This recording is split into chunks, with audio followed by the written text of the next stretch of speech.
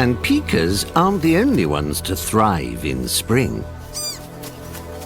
This season is enough to put a very big smile on one hungry resident's face.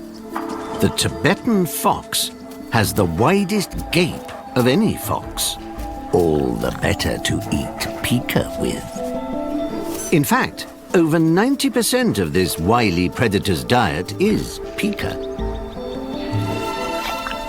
When she can catch one, pikas have hundreds of bolt holes and are quick to warn each other when they spot danger.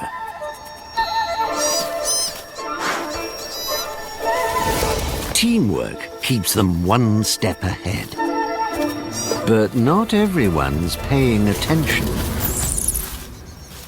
The fox hunts every morning and evening. Not just for her, but for her 3 8-week-old cubs. Usually, the father helps to feed his cubs.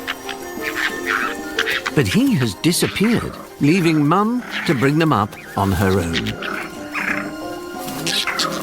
Not easy, but with so much food around and a hard-working Mum, the cubs have a good chance of making it.